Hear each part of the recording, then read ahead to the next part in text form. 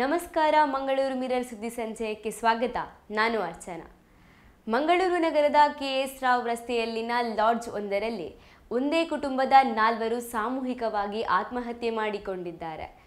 ಆತ್ಮಹತ್ಯೆ ಮಾಡಿಕೊಂಡವರು ಮೈಸೂರಿನ ವಾಣಿ ವಿಲಾಸದವರೆಂದು ತಿಳಿದು ಬಂದಿದ್ದು, ಪಕ್ಕದಲ್ಲೇ ಡೆತ್ ನೋಟ್ ಕೂಡ ಪತ್ತೆಯಾಗಿತ್ತು ಎನ್ನಲಾಗಿದೆ. ಮೃತರನ್ನು ಮೈಸೂರಿನ ವಾಣಿ ವಿಲಾಸ ಬಡಾವಣೆಯ ದೇವೇಂದ್ರಪ್ಪ, ಅವರ ಪತ್ನಿ ನಿರ್ಮಲಾ ಮತ್ತು ಅವರ ಅವಳಿ ಮಕ್ಕಳಾದ ಚೈತ್ರ ಮತ್ತು ಚೈತ್ರಿಯ ಎಂದು ಗುರುತಿಸಲಾಗಿದೆ. ಆರ್ಥಿಕ ಮುಂಗಟ್ಟಿನಿಂದ ಈ ಕುಟುಂಬ ಮಂಗಳೂರಿಗೆ ಬಂದು ಆತ್ಮಹತ್ಯೆ ಮಾಡಿಕೊಂಡಿದ್ದಾರೆ ಎಂದು ಘಟನಾ ಸ್ಥಳಕ್ಕೆ ಭೇಟಿ ನೀಡಿದ ಮಂಗಳೂರು ಪೊಲೀಸ್ ಕಮಿಷನರ್ ಮಾಹಿತಿ ನೀಡಿದ್ದಾರೆ. ದೇವೇಂದ್ರಪ್ಪ ಪತ್ನಿ ಮತ್ತು ಮಕ್ಕಳಿಗೆ ಮೊದಲು ವಿಷ ಉಣಿಸಿ ಬಳಿಕ ತಾನು ನೇಣಿಗೆ ಕೊರಳಿದ್ದಾನೆ. ಸಾವಿಗೂ ಮುನ್ನ ಡೆತ್ ನೋಟ್ ಅನ್ನು ಬರೆದಿದ್ದು ಅದನ್ನು ಪೊಲೀಸರು ವಶಕ್ಕೆ ಪಡೆದಿದ್ದಾರೆ. ಪೊಲೀಸ್ ಠಾಣೆಯಲ್ಲಿ ಈ ಬಗ್ಗೆ ಪ್ರಕರಣ ದಾಖಲಾಗಿದ್ದು, ಮೃತರ ಕುಟುಂಬಸ್ಥರನ್ನು ಸಂಪರ್ಕಿಸುವ ಪ್ರಯತ್ನ ನಡೆಸಲಾಗುತ್ತಿದೆ.